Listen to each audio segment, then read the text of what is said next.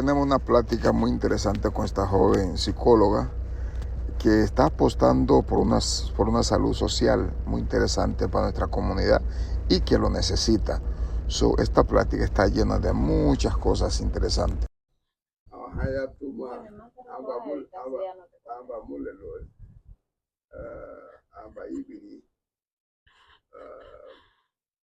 Ella es psicóloga y la psicología es algo fundamental en estos momentos por lo que estamos viviendo, porque la trascendencia del ser humano vivimos algo a veces cada día más con la gran propaganda que nos vende. Consumimos cosas que alteran todo nuestro sistema y a veces necesitamos una ayuda profesional. Kuhati atuma namule loa Morales by now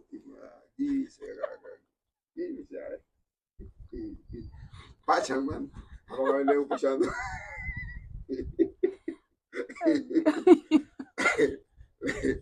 ai so dando hasta fago por kimi entonces sí diga como neita ai wati atuma yirito amba abai por aí tudo sabe ella es psicóloga sendo bueno la parte mental, también la parte espiritual de la mayoría de las personas. ¿Cómo tú estás encontrando nuestros jóvenes, nuestros niños? Sabemos que estás trabajando ahora mismo con los orfanatos de Sol Leonardo. ¿Qué te pueden lograr?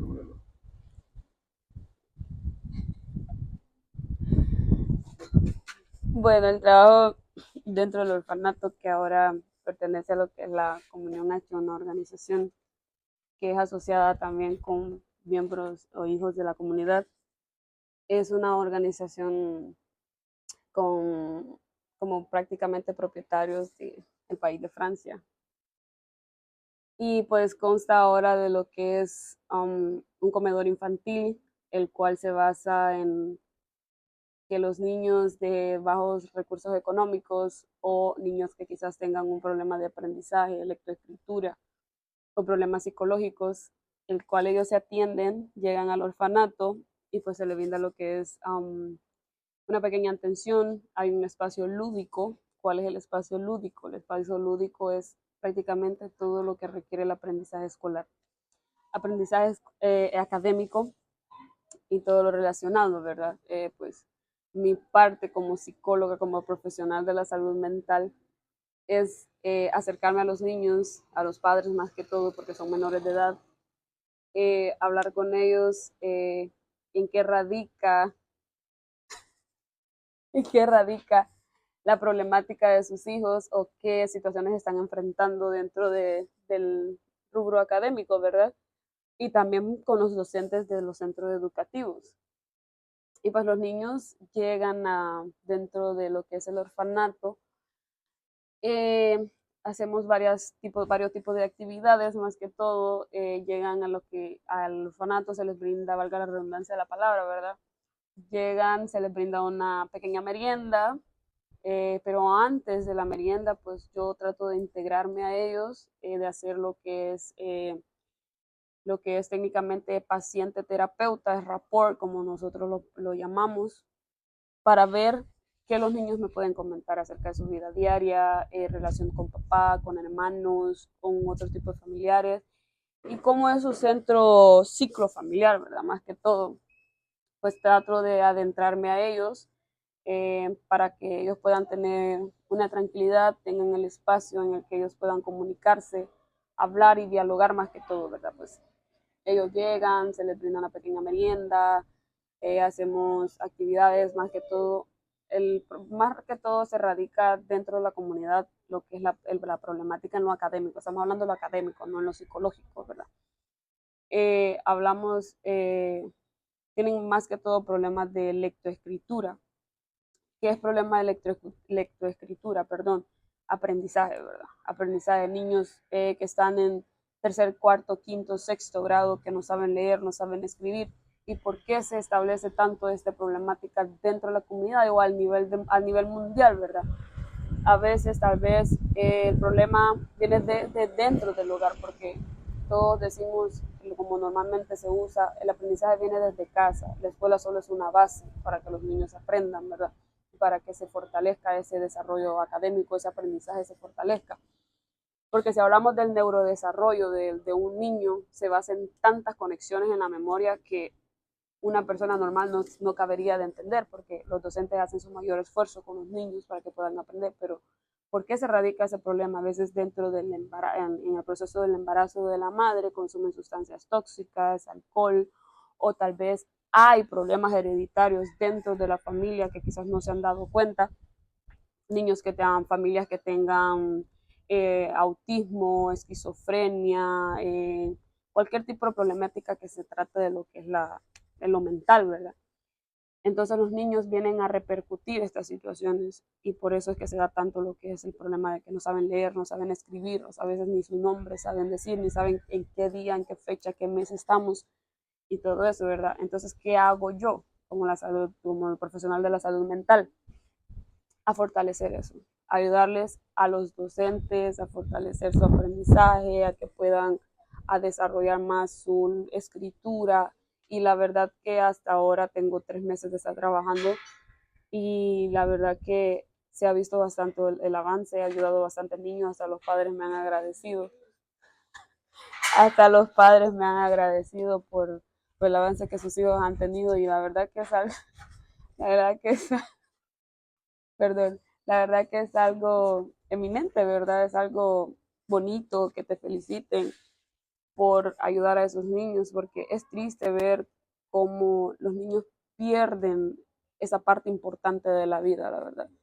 Esa parte importante de la vida de formarse para que el día de mañana sean unos grandes profesionales. Y si no estamos nosotros, que somos de la salud mental, porque entendamos que la psicología se basa en varias ramas, ¿verdad? Está lo educativo, lo clínico, está lo social y otras más, ¿verdad? Y entonces yo...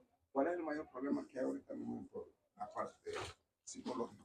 Ok, lo que estamos viendo más ahorita en la parte psicológica, lo mental, es bastante depresión y ansiedad. Es lo que creo que es la parte que más predomina en los seres humanos y dentro de la comunidad es eso. Y otra parte importante, la violencia familiar. Es algo que está radicando bastante dentro de la comunidad, aunque muchos lo vean como del lado, de pie izquierdo, como le queramos llamar, eso bastante se está notando dentro de la comunidad. Y es triste, la verdad, porque las personas creen que el psicólogo no es importante. Y el psicólogo es bastante importante en la vida de los seres humanos porque no simplemente te ayuda a problemas mentales, sino que también a fortalecerte como ser humano, a que tengas aspiraciones en la vida. Esa persona que está decaída, viene el profesional de la psicología, te ayuda a levantarte, ayuda a que salgas de ese problema. Y también los niños sufren bastante de bullying, porque me gusta trabajar con los niños porque los niños son la base, es lo fundamental para poder rescatarlo también, ¿verdad? Entonces me gusta más trabajar en la parte que es con los niños. Entonces vemos como bastantes niños, los papás dicen, no, no lo voy a meter a estudiar, que porque es duro para el estudio, pero no se están dando cuenta del problema que ese niño está teniendo, no buscan, no se ahondan a tantas cosas. A veces también la carencia de información o la mala información que las personas tienen.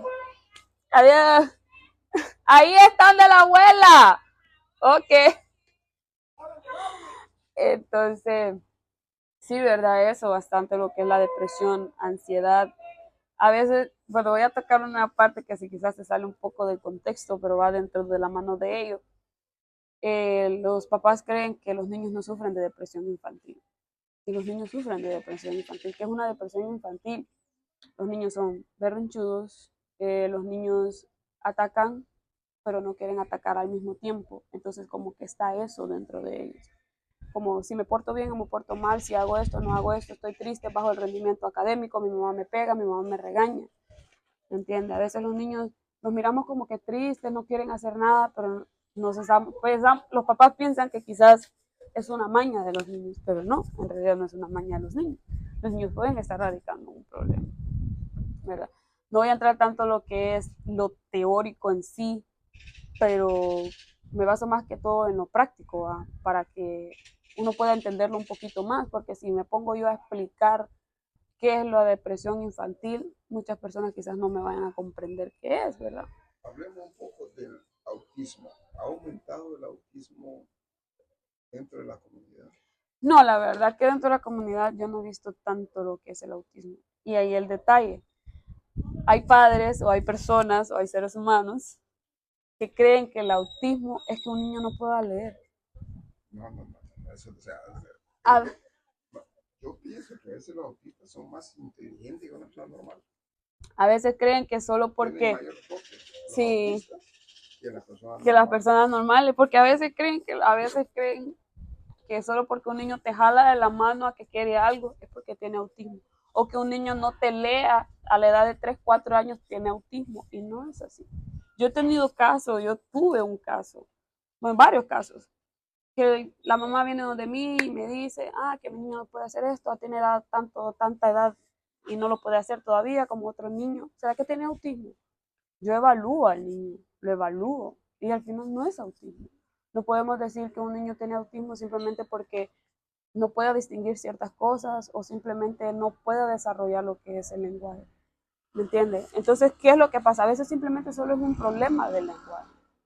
Un problema del lenguaje que no le es parte de la psicología, pero lo compete al profesional del lenguaje, ¿verdad? Profesional del lenguaje, del habla, de la lengua, aprender a movilizar lo que es la lengua, poner las diferentes formas para que el niño pueda desarrollar el habla, ¿verdad? Entonces, el autismo dentro de la comunidad, la verdad que no es algo que sea un boom, algo que ha predominado, algo que sea tan relevante, la verdad, porque no lo considero tan relevante. Yo considero que lo más relevante ahora es, yo considero que lo más relevante ahora, Bien, bien. yo considero que lo más relevante ahora es lo académico, la verdad que sí. Lo académico, y vuelvo, insisto, lo académico. Los niños, Hablemos de la parte psicológica, o sea, de la parte mental de un ser humano o de un niño. Ah, sabemos que no todos ser humanos tenemos la misma capacidad de aprender. Primer punto. uh-huh, Y eso es algo que un educador debe de manejar.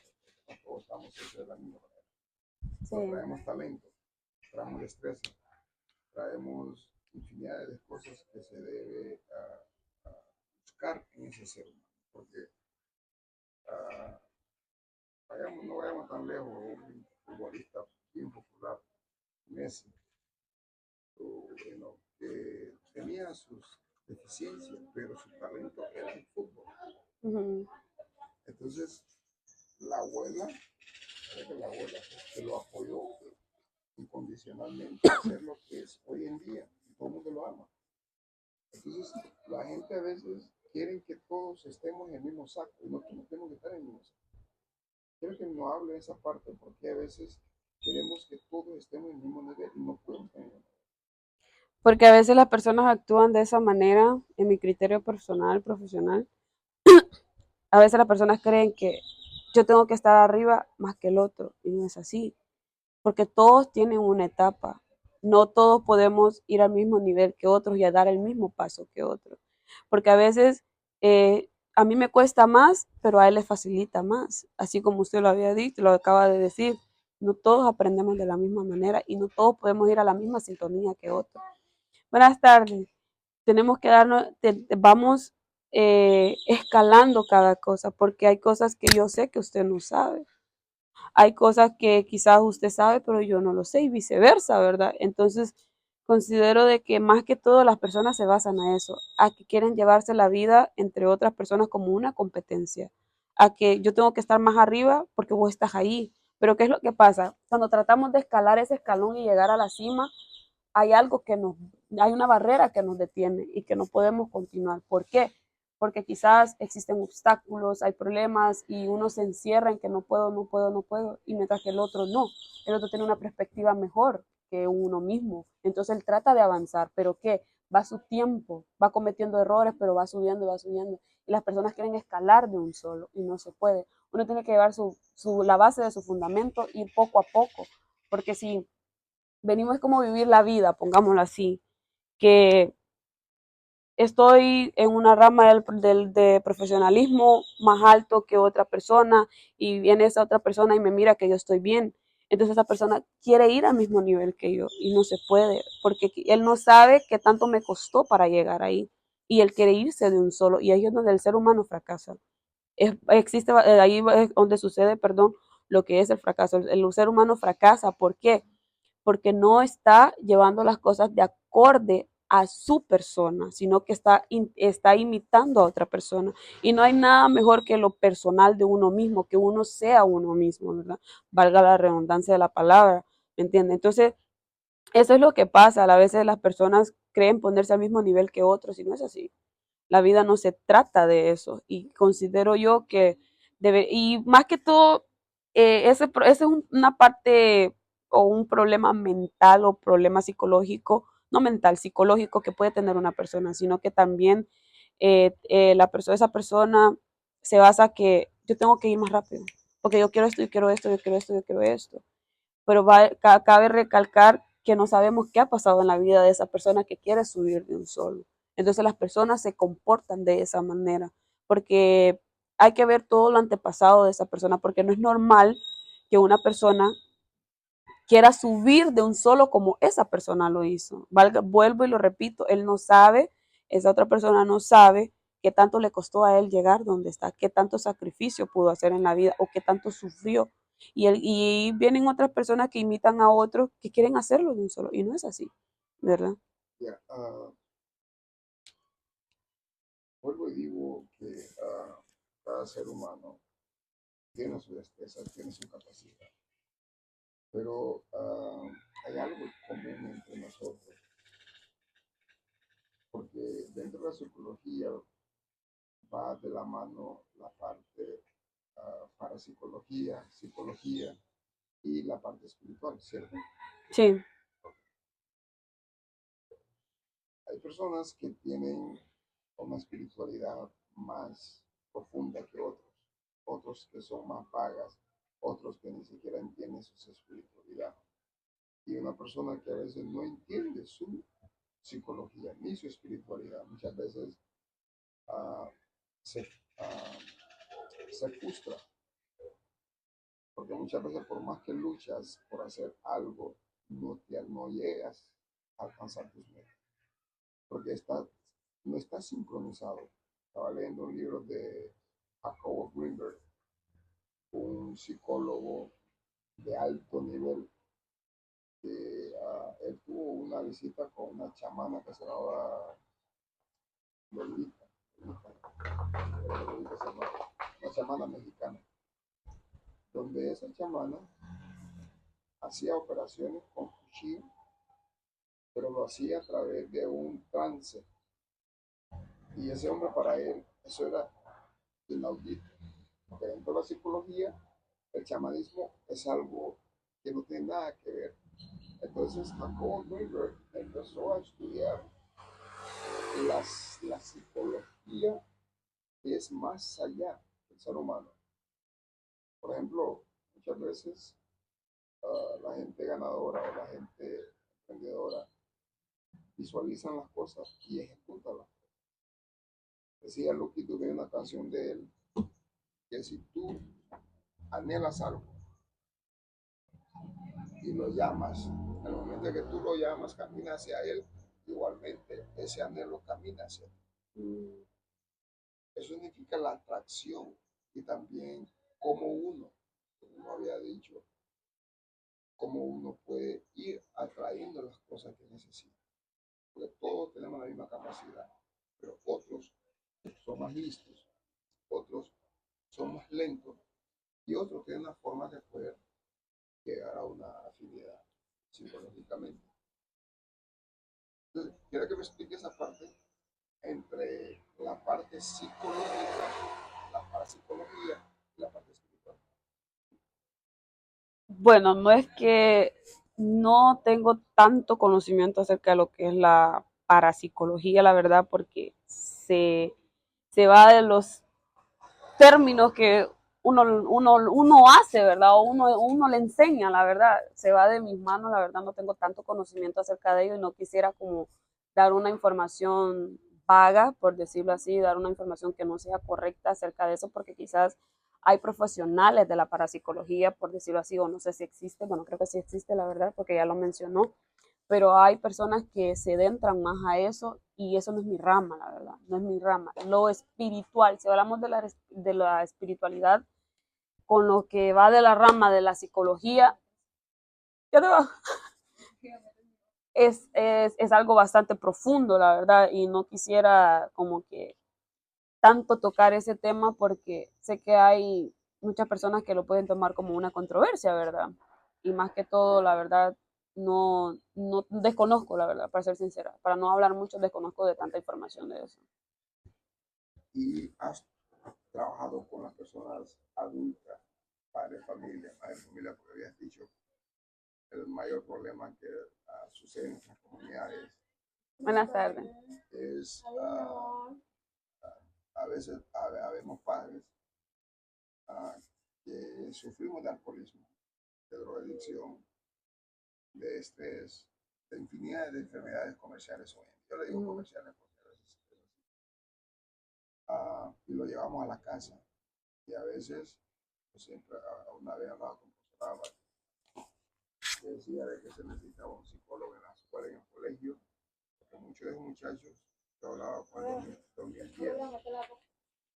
2010, que había un auge de la colonización del pueblo y que muchos padres consumían sustancias químicas y porque era un hijo en estas condiciones, muchas veces el chamaco es hiperactivo, tiene algunos tienen un nivel de aprendizaje demasiado alto que el promedio, algunos más retrasados que otros. Entonces, y que estos niños a veces necesitan una ayuda psicológica, tanto el que es adelantado como el que es atrasado, para hacer entender las normas. Porque muchas veces ni los maestros entienden a un niño que le puede resolver. Por ejemplo, le da un teléfono a un niño. Hoy en día te puede armar infinidad de cosas ahí. Y sin haber ido a la escuela. Pero Sí. conoce el teléfono como que sí. Entonces, esa es la parte que creo de que hay que ir tecnificándolo y buscándole esa parte humana cercano a la tecnología. ¿Qué tú me dices sobre eso? Bueno, la verdad que si hablamos de lo que es la tecnología y la psicología al mismo tiempo, eh, y como normalmente creo que todo ser humano, toda persona sabe que la tecnología para la enseñanza de los niños tiene sus ventajas y sus desventajas. Más de ventaja que de ventaja. Es bueno y también es malo, ¿verdad? Pero considero yo que como adultos, como padres de familia, se debe de tener un control a ese niño con esa tecnología. Porque si no hay un control, se sobrepasa y se excede al límite de lo que el niño debería de aprender, ¿verdad? Atrasa, trae problemas también de ira, porque en la tecnología se ve muchas cosas, demasiadas cosas inminentemente buenas o malas, se ve bastante. Entonces considero yo de que se debe de tener un control. ¿Por qué tener un control? Hay daños psicológicos también, ¿verdad? Porque existen cosas que son inapropiadas, que los niños que pueden estar observando. Entonces se desatan muchas cosas. Pero vuelvo y lo repito, eso se trata de que el padre debe de tener un control. Si no hay un control, eso es lo que sucede, ¿verdad? Los daños psicológicos, los niños se vuelven como, ¿cómo le podría decir una palabra más técnica? Los niños como que se vuelven bastante aislados, se ponen aislados. Los niños que se basan tanto en lo que es la tecnología se aíslan del mundo interior. O sea, se van a un mundo exterior que no es el de ellos. Entonces tienden a tener esas fantasías de que están en un mundo cómico, en un mundo de tanta ficción y no están viviendo su realidad, no están siendo niños, no están explorando lo que es la vida, lo que es la tierra, lo que es ensuciarse y todas esas cosas, ¿verdad? Entonces la tecnología, eso es lo que hace, atrasa a un niño, atrasa, pero también le enseña. Hay cosas que también le enseñan, ¿verdad? Porque es práctico. Yo tengo un bebé de 3 años, casi 4 años, Y sí, yo soy una madre, yo le doy, yo le compro una tableta a mi hijo y todo, pero ¿qué? Yo tengo un límite en el que él debe de usarlo y qué es lo que él puede ver. Yo le pongo programas educativos a mi hijo porque no quiero que él vea cosas que sean inapropiadas para él, porque voy a hablar desde mi propia experiencia, ¿verdad? Con mi hijo. Hubo un momento que yo le di eso y yo no me estaba percatando de lo que el niño estaba teniendo el control de la tecnología, ¿verdad? El niño se volvió rebelde, caprichudo y todo, o sea, estaba teniendo una problemática tan horrible que ni yo como profesional de la salud mental pude ahondar tanto qué es lo que estaba pasando, ¿verdad? Era un momento que yo me estaba, o sea, berrinche, lloradera por más de 15 minutos, por un programa que él estaba viendo que yo no me estaba percatando de eso, porque yo trabajo, ¿verdad? Dejo a mi hijo y todo, y yo no me estaba percatando de eso. Entonces yo decía, estoy perdiendo el control porque no sé qué está pasando, ¿verdad?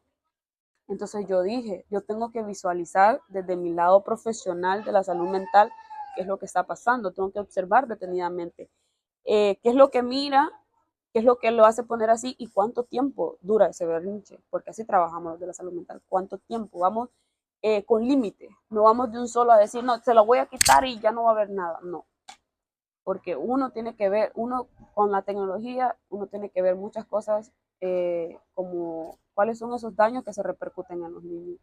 Entonces yo vine, se lo quité a mi hijo, me puse a ver qué era lo que lo hacía poner así y se lo eliminé y el niño fue moderando su conducta. La conducta fue moderando, fue tener una conducta tan extrema a más leve. Entonces yo dije, ok, digo así. Entonces voy a hacer esto, voy a hacer eso y lo hice. Y al final del cabo, el niño moderó la conducta. Ya no me frustré tanto, ya estaba yo más tranquila, ¿me entiende? Estaba más tranquila, se lo quité y se opacó. Entonces eso es lo que yo quiero darle a entender a muchas personas cuando damos lo que es la tecnología a un niño, sino que tener una base, tener un límite de qué es lo que ellos miran, qué no miran, qué es lo que le puedes poner para que esos daños psicológicos eh, no se agraven tanto y que ellos puedan explorar, más que todo dejarlos ser niños, para que ellos exploren, para que ellos se golpeen y hagan lo que quieran, pero que no sea tanto como que tanto adictivo, porque el teléfono es bastante adictivo, teléfono, tablet, tecnología, todo es bastante adictivo. Entonces hay que darle un límite de tiempo de uso para evitar esos daños psicológicos. El teléfono no es bueno porque no es bueno dárselo a los niños, porque los niños tienen la oportunidad de ser libres, de jugar, de ir a corretear con la pelota, con los juguetes, con los carritos, con las muñequitas. Ellos son libres de poder hacer eso. Entonces se da un tiempo para el límite de uso de eso. ¿Qué poder tiene la mente? La mente, ¿qué es la mente para ti? La verdad que si hablamos de la mente es tan profundo, la verdad que es muy difícil y complicado de entenderlo. Si para nosotros de la salud mental se nos complica muchas veces, no me imagino para una persona que no entiende cuáles son las conexiones de una emoción, de un sentimiento, de una frustración, de una ira. Las personas no entienden eso. Y es algo que, o sea, nosotros decimos, voy a estudiar psicología, pero entender la cabeza del ser humano es algo muy complicado. Es tanto como que por qué hacemos esto, por qué la persona se comporta de esa manera, por qué tanto el sobrepensar, por qué el tanto no eludir los problemas, no dejar los problemas a un lado, no dejar tantos daños psicológicos a un lado, por qué sucede tantas cosas. O sea, es algo, la mente es un arma tan poderosa que nosotros tenemos que si no lo sabemos controlar, nos mata. Y mata, la verdad que sí, porque mata, porque no tenemos. La mente nunca descansa, ¿verdad? No, la verdad que no. La mente es como, no sé, es como un chip y una conexión que explora tantas cosas, es pequeña, pero explora muchas cosas. Entonces nosotros el ser humano trata de explorar y explotar todo lo que tiene en su cabeza a un punto de que ya no puede, porque también la mente se cansa. La mente se cansa, el cerebro se cansa, entonces el de tanto estar, llega un momento que te quedas así sin nada, o sea, ya no tienes nada de que ya no tienes nada para pensar ni que hablar, por eso es que el ser humano debe de tener un control y un límite sobre lo que piensa y lo que no debe de pensar, pero es difícil, porque es difícil no saber tener a un lado que si pienso o no pienso, ¿verdad? Es difícil, pero hay que saber tener control de las emociones, de los sentimientos y de la mente. ¿Desde qué edad un niño comienza a pensar? La verdad que un niño empieza a pensar creo que desde que nace. Si me estoy equivocando, pues alguien más me va a corregir, ¿verdad? Pero yo siento que desde que el niño nace está pensando. Porque está pensando que tiene que comer, que tiene hambre, que tiene que hacer pipí, ¿verdad? Porque un niño desde que nace y viene a este mundo, ya está pensando en eso. Ya está pensando en que tiene que agarrar eso para metérselo a la boca. Está pensando que tiene que tocar ese animal o que si lo hace, lo puede pasar algo. El niño piensa si toca eso, se puede quemar. Desde que nace el niño ya piensa eso. Desde que empiezan a gatear y a caminar, ¿verdad? El niño ya piensa eso. Entonces, yo digo que desde que nace, la verdad, uno ya empieza a explorar muchas cosas porque empieza a ver el mundo y todo eso. El niño, ¿por qué le digo eso? Que desde que nace, porque el niño, o sea, nos preguntamos nosotros cómo el niño sabe que tiene que dormir, cómo el niño sabe que tiene que hacer sus necesidades físicas. Nosotros no podemos pensar cómo él sabe eso, pero es algo que el ser humano ya viene con eso. Y ya viene con esa mentalidad que, a ver, decimos, qué inteligente ese niño desde que nace, decimos nosotros, ¿verdad? Pero ¿qué es lo que pasa? A veces, es que no sé, la verdad que yo digo que la mente es un arma tan poderosa que si no lo controlamos, llega un punto que nos acaba a Cuál es el nosotros. promedio del uso del cerebro de un ser humano? La verdad que no sé, no sabría decirle cuál es el promedio exacto, la verdad, porque eso prácticamente lo saben lo que son los profesionales de la neuropsicología. Los de la neuropsicología sí lo saben, pero considero yo que sí lo saben, pero el psicólogo no es tanto, sí, quizás sabe algo por encima y todo, pero no es tan como tan profundo, que tenga una estadística bien clave acerca de ello. ¿Y por qué el Alzheimer surge en una persona? Porque, ¿cuáles son los fallos cerebrales que tiene una persona para que empiece a no recordar? Bueno, durante mi carrera, porque no tampoco el psicólogo se pone a estudiar tanto eso, ¿verdad? Tampoco el psicólogo se pone a estudiar tanto eso, pero dentro de mi formación educativa, desde mi formación profesional, perdón, nos enseñaron esa parte de que hay una neurona, sí, hay una neurona que tiene el ser humano que se desconecta de la memoria. Se desconecta de la memoria y cuando esa neurona se desconecta de la memoria, ya no hay tiempo para pensar, se empieza a fallar lo que es la memoria, el recordar, empiezan a hacer muchas cosas que normalmente creo que toda persona sabe lo que es un Alzheimer, cuáles son sus consecuencias, cuáles son sus causas, qué es lo que da, la verdad. Entonces, eso fue en la clase de neurodesarrollo, así como se lo digo, el neuropsicólogo es el que sabe prácticamente acerca de lo que es más que ahondar lo que es el Alzheimer, la verdad. A nosotros solo nos lo enseñan así como por encimita, por decirlo así. No es como que fuera un tema muy profundo. Y entre los adultos acá, ¿cómo ves el estrés y la depresión? Eh, la verdad que considero que es una tasa bastante alta, la verdad. Bastante, bastante alta, más que uno de adolescente, ¿verdad? Pero también de adulto joven, también sufren de eso, porque, vaya, los adultos trabajan o a veces no trabajan y empiezan a pensar eh, sus necesidades, de dónde tengo que generar dinero, tengo tantos hijos, cómo los voy a poner a estudiar, quiero que sean esto, quiero que sean lo otro, necesito que prosperen, que no tengan lo mismo que yo y todo eso. Entonces eso genera más que todo la frustración, la ansiedad y la depresión en los adultos porque son los que más, considero yo que son los que más experimentados están y son los que más, perdón, son los que más exploran la vida que uno, ¿verdad? Ellos ya tienen tantas cosas, como que a veces también los adultos tratan de dejar a un lado sus planes por querer alcanzar lo de sus hijos, ¿verdad? Entonces también eso lo genera depresión y ansiedad en ellos, la verdad. Ha sido muy buena la plática. Muy buena la plática. Que no se te pega, ¿no? La suave, Ay, porque esto como se llama, ¿no? no, ahí sí me mató, Ah, ahí sí me mató. bueno, para ver, Woody. Ese no es el loco pago que le pues. No, siempre me gusta ese Woody. una que la canta bueno, es goma, mujer, y el época en la psicología es algo importante. Hablaba aquel día con Tito, me decía que eres muy buena porque necesitamos, creo que dos o tres como tú, para poder trabajar con nuestra comunidad. Y también, pues, si tuviéramos un mayor interés de orientarnos, de mejorar nuestra vida, mejorar nuestra educación, porque no aquel el que es profesional es el que sabe todo, no aquel que vive el campo es tan ignorante como a veces pensamos. La sabiduría es algo natural. Hay gente que sabe por vivir, hay gente que tiene por leer, hay otros que por noción de la vida, que tienen enorme capacidad de análisis o de escuchar a otros y de retener. Ese otro punto, ese punto te iba a tocar también.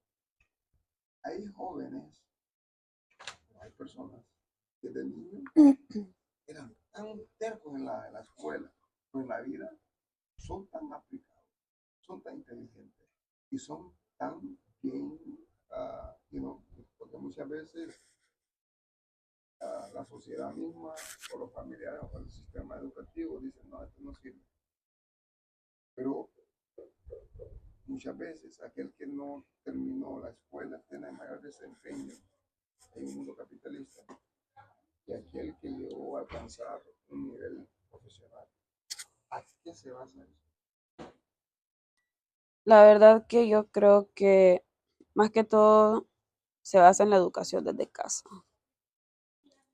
Va desde casa porque imagínese, así como usted lo acaba de decir, uno que es ya profesional, adulto, en su niñez, en su adolescencia, era demasiado tremendo. Un niño que cualquiera podría decir, no, este no va a servir para la vida, este no va a hacer nada, porque es lo comúnmente que las personas utilizan, esas son palabras que utilizan, pero ¿qué es lo que pasa? A veces perjuiciamos tanto a una persona que no sabemos qué puede ser esa persona adelante. Una mejor persona, alguien que dejó a un lado lo que era por crecer, por ser alguien en la vida, porque uno crece, la verdad que uno crece, uno madura, uno piensa, uno analiza, porque si seguimos, porque si el ser humano sigue teniendo esa vida que antes tenía, uno que espera más adelante que puede ser esa persona, ¿verdad? Entonces yo considero de que uno aspira a tantas cosas en la vida que si todos pudiéramos cumplir nuestros sueños y nuestras metas, la verdad que el mundo sería tan perfecto, pero hoy en día no todos se basan a tantas necesidades, no todos tienen, perdón, no todos tienen esas necesidades que una persona normal puede tener hoy en día o cualquier otra persona que lo tiene, ¿verdad? Entonces, considero de que, así como lo vuelvo y lo repito, uno crece, uno madura, la vida te enseña a madurar. Las personas con las que tú te rodeas te ayudan a crecer. Por eso es importante rodearse de aquellas personas que te alimentan lo bueno, no que te alimentan lo malo, no personas que te digan, vos no vas a servir, vos no vas a hacer esto, vos no esto, porque son palabras que también te motivan. Hay unos, así como lo había dicho anteriormente, hay unos que son más débiles y unos que son más fuertes, porque las palabras malas también son ayuda, porque te hacen fuerte, te fortalecen, te ayudan a crecer. Y vos venís y decís, no, yo a él le voy a enseñar que no soy eso que dice, porque yo busco algo más de lo que esa persona puede ser de mí o que esa persona puede creer de mí, ¿verdad? Entonces uno busca aspiraciones más grandes, más altas, entonces por eso las personas son así. En un tiempo fueron lo que fueron, son lo que son, pero en la vida adulta no son nada de eso. Son grandes personas, personas respetadas, personas profesionales con tantas, o sea, con tantas expectativas en la vida que antes no lo tenían, ¿verdad? Entonces la educación, bueno, es lo que comúnmente se utiliza, que la educación viene desde casa, ¿verdad? Cuando tienes una familia de que te ayuda, te ¿Y alimenta, qué tú crees de la autoeducación? la autoeducación yo considero que no existe, la verdad. ¿Oh, sí? No, yo digo que no existe, la verdad. Es como que yo venga y me autoevalúo. ¿Qué me estoy evaluando? Autoeducación, podríamos decir, por ejemplo, una persona que simplemente no tuvo la oportunidad de usar alto nivel de educación, pero Ujú. tiene el privilegio de leer, tiene el privilegio de o seguir con la tecnología hoy en día de, por ejemplo, en YouTube, ya puedes ser mecánico. En YouTube puedes hacer infinidad de cosas. Esa es autoeducación. Entonces, llegando a un nivel de conciencia, porque también eso viene al nivel de la conciencia humana, a levantarte, más que eso. Entonces, bueno, pienso, no sé si Yo digo que, no sé, la verdad que si todos lo hicieran fuera autoeducación, pero no todos hacen eso.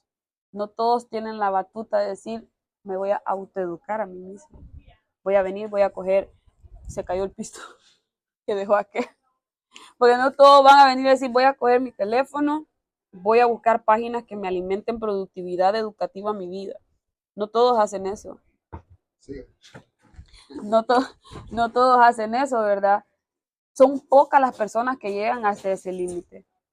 Son pocas las personas que dicen, me voy a autoeducar, voy a autoenseñarme, voy a hacer esto, voy a hacer lo otro. No lo hacen. Porque quizás no hay una persona a tu lado que te diga, hacelo, vos podés. Porque también hace falta motivación en la vida de una persona para poder lograr lo que ellos quieren. Porque si no lo hacen, ¿cómo? ¿Cómo van a tener esas ganas de decir, ok, yo voy a entrar a una clase en línea? Lo empiezan, pero lo dejan. ¿Pero por qué? Porque no hay alguien impulsándote. El impulso es muy bueno, el impulso positivo a una persona es muy bueno para tener una autoeducación. Yo digo que todo va de la mano, la verdad. Es que la voluntad, ahí llegamos a un punto de lo que es la voluntad muchas veces.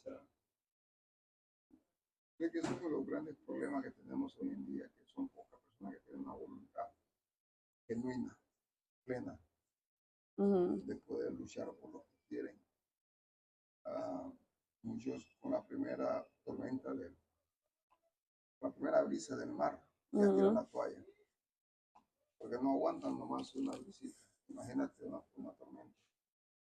Entonces, es ahí que se marca el carácter de una persona. Porque un carácter de una persona, yo respeto a una persona que tiene carácter, que tiene principios, que tiene valores y que sabe lo que quiere. Pero bueno, creo que ya es normativa.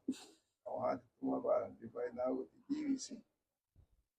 y la plática ha sido muy buena, muy amena. No quería hablar, pero hablo de más y hablo bien. Y hablo bien. So, ya, Leo, y siga haciendo lo que está haciendo por el pueblo, por nuestra comunidad, por niños, adultos también, porque un tiempo yo recibí ayuda psicológica, porque te voy a contar por qué. Cuando empecé en la cosa de boxeo, después de pelea, tenía que ir a abrazar a mi contrincante. Para mí, nada ni la bobile. No te pagas ni un bra. Este simplemente es tu contrincante. Que te ganes tú o gane él, tienes que abrazarlo. Entonces, a mí me costó, me dice, no, tenemos que llevar a un psicólogo. El psicólogo me explicó de que no hay que coger las cosas personales. Sí. Entonces, ese es el mayor problema a veces que tenemos, que todo lo que queremos llevar a nivel personal. Que cuando llegamos a las cosas personales, sufrimos más de la cuenta, porque no dejamos ir las cosas. Entonces, ahí está el mayor problema. Entonces, el negro tiene que mirar lo que está haciendo nuestra comunidad y siga para adelante, siga para adelante. Necesitamos jóvenes como tú y seré venido. Igual, gracias. Ay, no.